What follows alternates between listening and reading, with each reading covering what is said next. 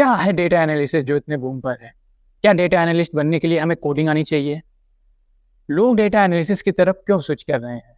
Fresher data analysis में job कैसे ले सकते हैं? डेटा एनालिस्ट बनने के लिए हमें क्या क्या आना चाहिए और डेटा एनालिसिस में सैलरी कितनी है? इन सारे क्वेश्चन का आंसर दूंगा मैं इस वीडियो में। तो चलिए शुरू करते हैं। हेलो दोस्तों, मेरा नाम है Inder and I have currently 7 years of experience working as a data analyst और डेटा इंजीनियर। हम स्टार्ट करते हैं कि डेटा एनालिसिस की इतनी डिमांड क्यों है और क्यों डेटा एनालिसिस आजकल इतने बूम पर है।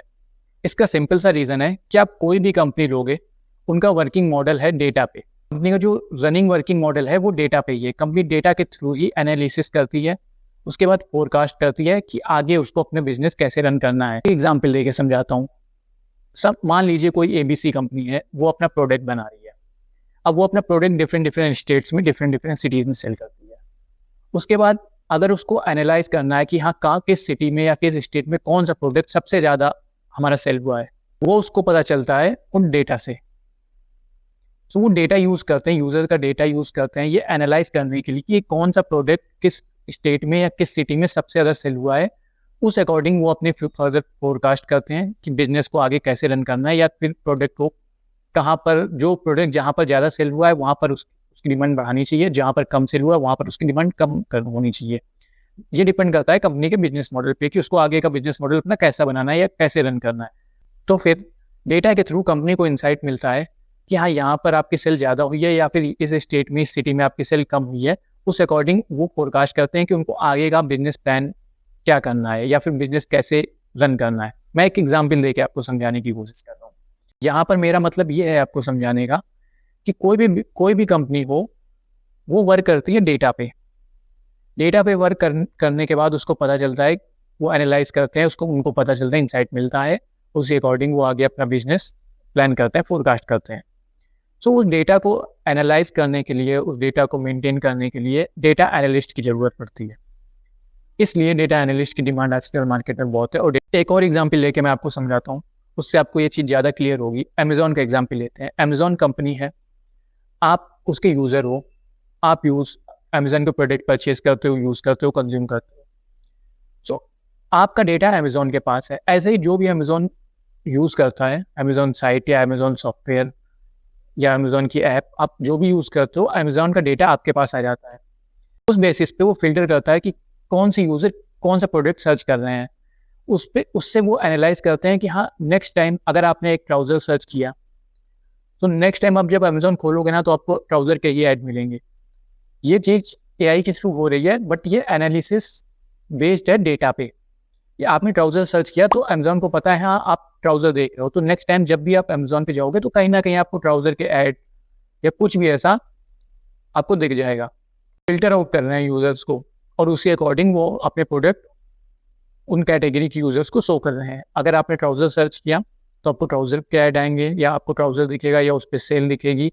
मैंने T-शर्ट सर्च की है तो मेरे को शर्ट के ऐड आएंगे, या फिर उस पर सेल दिखेगी या कुछ ऐसा। तो उन्होंने अपने यूज़र्स को डिवाइड कर दिया depending on the product category. So ये सब कैसे हो रहा है? ये सब हो रहा है डेटा के थ्रू, क्योंकि हमारा डेटा उनके पास है। उसी अकॉर्डिंग वो अपना वर्किंग मॉडल फोरकास्ट कर रहे हैं और वैसे ही वर्क कर रहे हैं। सो इसलिए डेटा आज की डेट पे बहुत ज़रूरी है और हर कंपनी डेटा पे वर्क कर रही है। इसलिए डेटा एनालिसिस की जॉब बहुत है। और तो आप इतना तो समझ गए होंगे कि डेटा एनालिसिस क्या है और उसकी डिमांड मार्केट में इतनी क्यों है। डेटा एनालिसिस या फिर डेटा एनालिस्ट पार्ट है डेटा साइंस का। Data science means data scientist. Data scientist, अगर आपको डेटा साइंस में जाना है तो आपको स्टार्ट आइदर डेटा एनालिस्ट से करनी होगी, या फिर डेटा विजुअलाइजेशन से करनी होगी, या फिर डेटा इंजीनियर से भी आप कर सकते हो।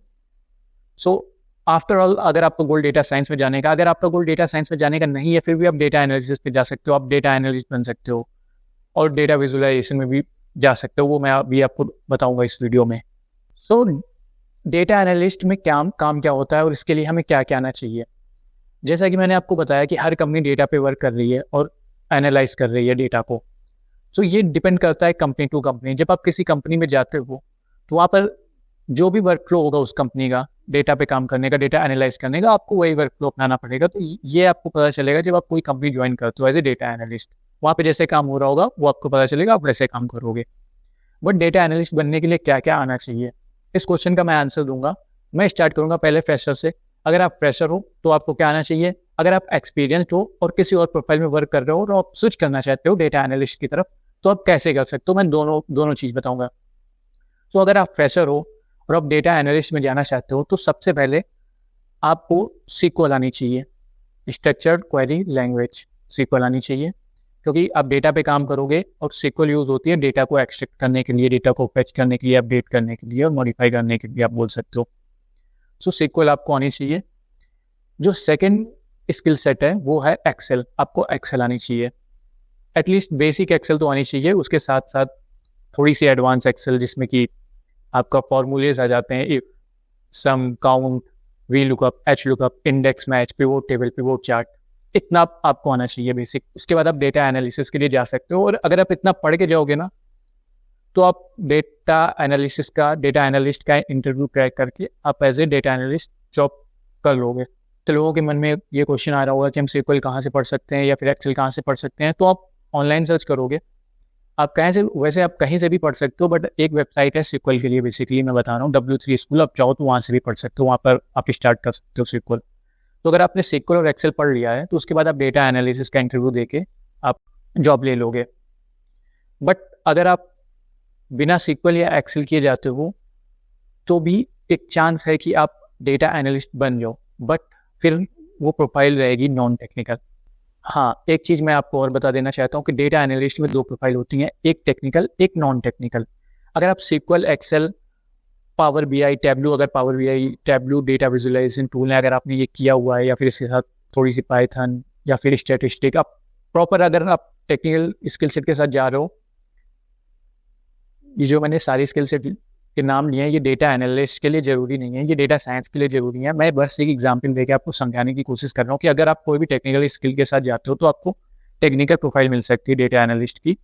बट अगर आपके पास टेक्निकल स्किल सेट नहीं है तो भी आप जॉब ले सकते हो, क्योंकि डेटा एनालिस्ट की नॉन टेक्निकल प्रोफाइल भी है।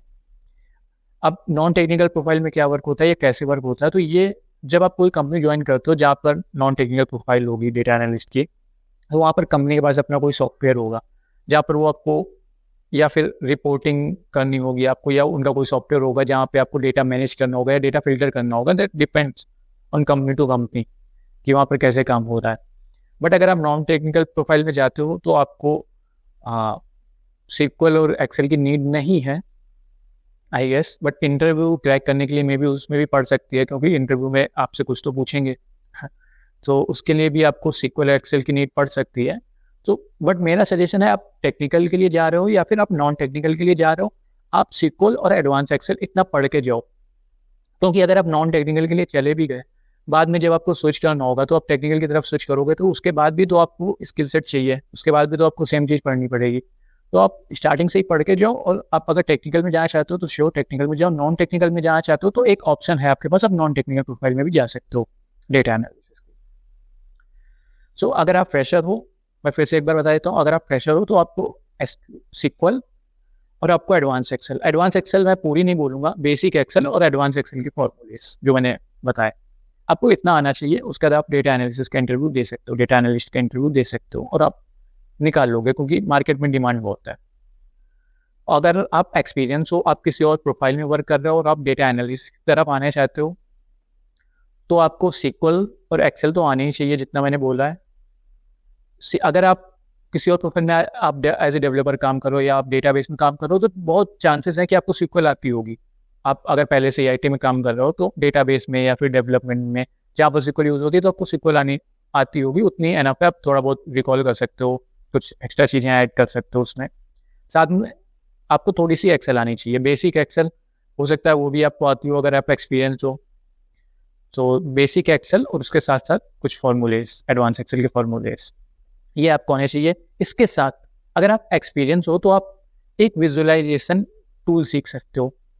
जो सबसे ज़्यादा डिमांड में विजुअलाइजेशन टूल चल रहे हैं मार्केट में वो है पावर BI और टैब्लू। पावर BI, टैब्लू में आप कोई भी टूल सीख कर आप अपना स्किल सेट इनहेंस करके फिर डेटा एनालिसिस का इंटरव्यू दे सकते हो, और बहुत चांस है कि आप स्विच कर लोगे आराम से अगर आपने इतना कर लिया। क्योंकि अगर मैं बात करूँ डेटा एनालिसिस की, तो इसमें डेटा एनालिस्ट है, उसके बाद डेटा विजुअलाइजेशन एनालिस्ट है या डेटा विजुअलाइजेशन है, डेटा विजुअलाइजेशन इंजीनियर है, जिसमें कि पावर बीआई, टैबलू या फिर अदर डेटा विजुअलाइजेशन जो टूल होते हैं उनकी नीड होती है। तो अगर आप ये सीख के जाते हो एज ए एक्सपीरियंस और आप इस पर एक सर्टिफिकेट ले लेते हो तो वेल एंड गुड है, फिर आप आराम से स्विच कर सकते हो डेटा एनालिसिस में। बेसिक SQL एक्सेल आनी चाहिए, उसके साथ साथ डेटा विजुअलाइजेशन टूल कोई भी पावर बीआई, टैबलू या आप कोई भी करना चाहते हो तो वो कर सकते हो, बट मार्केट में डिमांड पावर बीआई, टैबलू की ज़्यादा है कंपेरेटिवली। हाँ, तो अब आते हैं मेन पार्ट पे कि डेटा एनालिस्ट बनने के लिए हमें कोडिंग आनी चाहिए या नहीं। डेटा एनालिस्ट बनने के लिए हमें कोई कोडिंग की नीड नहीं है। अगर आपको SQL और एक्सेल आती है तो आप डेटा एनालिस्ट बन सकते हो, या फिर आपको केवल SQL और बहुत ही बेसिक एक्सेल आती है तो भी आप बन सकते हो। वो डिपेंड करता है कि आप किस कंपनी में जा रहे हो और वहाँ पर क्या डिमांड, किसकी डिमांड ज़्यादा है। डेटा एनालिस्ट बनने के लिए आपको कोडिंग की ज़रूरत नहीं है, बिल्कुल भी नहीं है। उसके बाद अगर आप विजुअलाइजेशन में जाना चाहते हो, डेटा विजुअलाइजेशन में, जैसे कि मैंने बताया जहाँ पर पावर बीआई, टैबलू कुछ टूल्स हैं, अगर आप डेटा विजुअलाइजेशन में जाना चाहते हो तो भी आपको कोडिंग की ज़रूरत नहीं है। वहाँ पर ये पावर बीआई, टैबलू या फिर और भी डेटा विजुअलाइजेशन टूल हैं वो यूज़ होते हैं और उनके थ्रू हम डैशबोर्ड क्रिएट करते हैं। जैसे कि मैंने आपको पहले बताया, डैशबोर्ड क्रिएट करते हैं, उससे बिजनेस को इंसाइट मिलती है और बिजनेस अपना आगे का प्लान फोरकास्ट करते हैं कि उनको कैसे रन करना है, उन्हें कौन सा मॉडल फॉलो करना है, किस मॉडल पे वर्क करना है। एनालिस्ट के लिए और डेटा विजुअलाइजेशन के लिए आपको कोई कोडिंग की ज़रूरत नहीं है।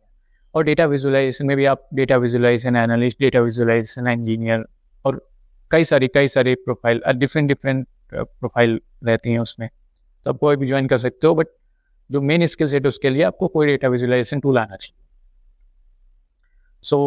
यस, डेटा एनालिस्ट के लिए कोई कोडिंग की ज़रूरत नहीं है, डेटा विजुअलाइजेशन के लिए कोई कोडिंग की ज़रूरत नहीं है। बट अगर आपका गोल डेटा साइंस में जाने का है, डेटा साइंटिस्ट बनने का है, तो उसके लिए आपको थोड़ी कोडिंग आनी चाहिए। थोड़ी कोडिंग की नीड है। जो लैंग्वेज यूज़ होती है वो है पाइथन यूज़ होती है और थोड़ी पाइथन आपको आनी चाहिए अगर आपका गोल डेटा साइंटिस्ट बनने का है, डेटा साइंस में जाने का है। डेटा एनालिसिस के लिए, डेटा विजुअलाइजेशन के लिए आपको कोई कोडिंग की नीड नहीं है, आप आराम से जाके जॉब कर सकते हो।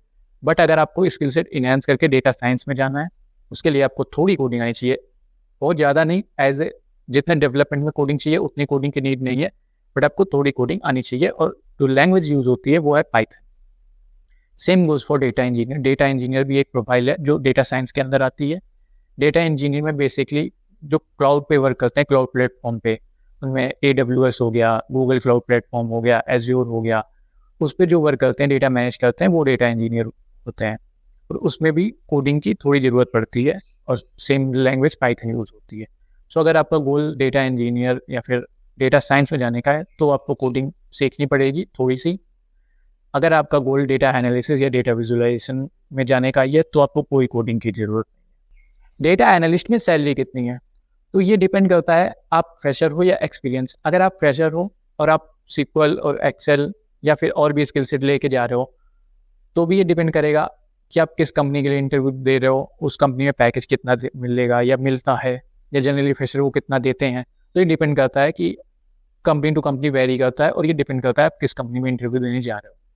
बट अगर आप फ्रेशर हो और आप डेटा एनालिस्ट के लिए जा रहे हो और आप कोई ठीक ठाक कंपनी में जा रहे हो तो मिनिमम 3.5-4 लाख तक सैलरी आपको मिल सकती है। या आप MNC में भी जा रहे हो तो भी आपको 3.5-4 लाख तक सैलरी मिल सकती है। अगर आप एक्सपीरियंस्ड हो तो ये डिपेंड करता है आपकी लास्ट ड्रॉन सैलरी पे, उस पर आपको हाइक मिलेगा। वो डिपेंड करता है कितना भी मिल सकता है, 30%, 40%, 50% या उससे भी ज़्यादा। ये डिपेंड करता है उसके बाद आपकी स्किल सेट कैसी है, आपका इंटरव्यू कैसा हुआ है, इन सारे फैक्टर्स पे।